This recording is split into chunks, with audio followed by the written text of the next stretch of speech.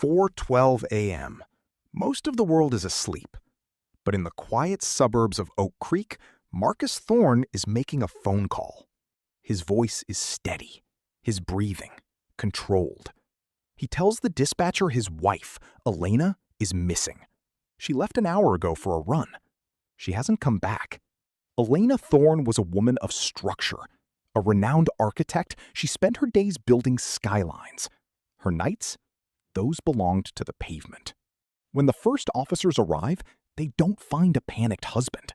They find a senior systems architect, a man who speaks in data points, a man who seems to have every answer ready before the question is even asked. In investigative circles, there is a phenomenon known as the golden profile. The victim is perfect. The husband is helpful. The scene is pristine. But as the sun begins to rise over the jogging trail, Detective Sarah Vance notices something. Marcus isn't looking for his wife. He's watching the police. In a world of variables, Marcus Thorne thought he had accounted for everything. He was wrong. Police expected a struggle, a sign of an abduction, but the jogging path was silent, pristine, almost designed. The search for Elena Thorne had become a search for a ghost, until 7 days later, when a storm drain 2 miles away gave up a secret. Elena's Apple Watch was shattered, but its memory remained intact. In the world of digital forensics, devices don't lie. They simply record.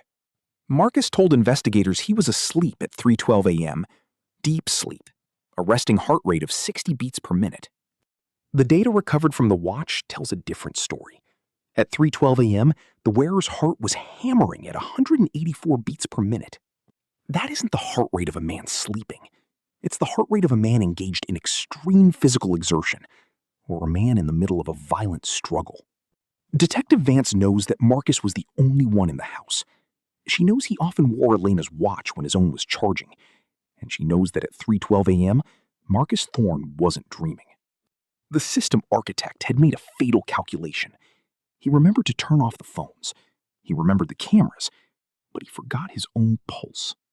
The silence in the interrogation room is no longer respectful. It is the sound of an alibi fracturing in real time. To understand the crime, you have to understand the man. Marcus Thorne didn't just build systems, he lived within them. In his world, everything was a variable to be controlled. Every person was a line of code. And Elena? She was an anomaly he could no longer calculate. Marcus's colleagues described him as brilliant but detached, a man who viewed human emotion as a system error, a bug in the software of life. He spent weeks planning, cleaning drives, scrubbing registries.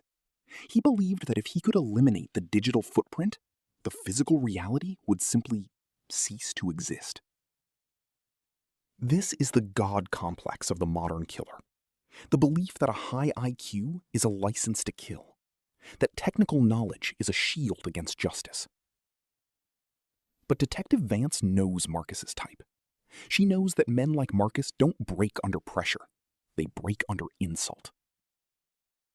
She begins to pick apart his perfect plan.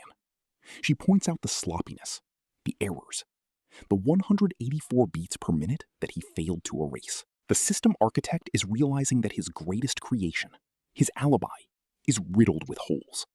And the person pointing them out is someone he considers an intellectual inferior. The mask isn't just slipping, it's dissolving. The interrogation enters its 6th hour. The room feels smaller now. Marcus remains defiant. He believes he is still the smartest person here. But Detective Vance is about to introduce a new set of variables. Variables Marcus thought were buried behind a hidden, encrypted partition. He built a wall, a digital fortress. He thought it was impenetrable. Vance slides the folder across the table. The friction sounds like a blade. On page 1, the search queries. Logged, time-stamped, irrefutable. 3 weeks before Elena disappeared. Query: decomposition and high humidity. Vance reads the words aloud. She wants him to hear his own intent. Marcus doesn't flinch, but his silence is starting to sound like a confession. Next query. Can police track a phone in airplane mode? He was testing the system, looking for the blind spots in the law. Under the table, the system architect is finally starting to fracture. She asks him if these searches were for a project. Marcus doesn't answer. The technicalities are gone. All that's left is the cold, hard reality.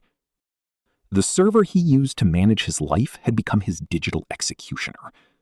For a moment, the arrogance vanishes. He looks tired. He looks caught. Vance moves to the final page, the location data from the night of the 14th. It shows his car, not in bed, not asleep, but moving toward the woods. He tries to argue the data. He tries to correct her terminology. Vance doesn't care. She cares about the body. The search teams are at the quarry now, Marcus. Do you think they'll find her? The silence stretches. 10 seconds. 20. The clock is ticking. The logical mind is searching for an exit, but there are no more doors. The digital ghost and the server logs have met in the middle. The system has crashed. The architect is buried under his own design. Data doesn't have a conscience. It doesn't feel pity. It just exists. Tell me where she is, Marcus. End the simulation. Give her back. The hand that built the perfect plan finally begins to write the truth. The confrontation is over. The investigation is just beginning. The verdict was a formality. The evidence left no room for interpretation. Life without the possibility of parole, a permanent system lock. Marcus Thorne showed no emotion, no regret, no humanity. He simply accepted the outcome, a final calculation in a failed experiment. Elena's buildings will stand for decades. Her life, however, was cut short by the man who claimed to love her.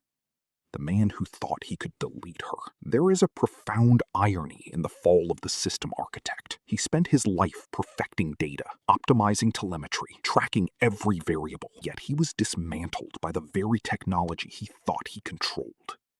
The digital ghost he created didn't just haunt him, it convicted him. In the end, Marcus Thorne wasn't smarter than the system. He was just another bug. A bug that has finally been removed. Case closed.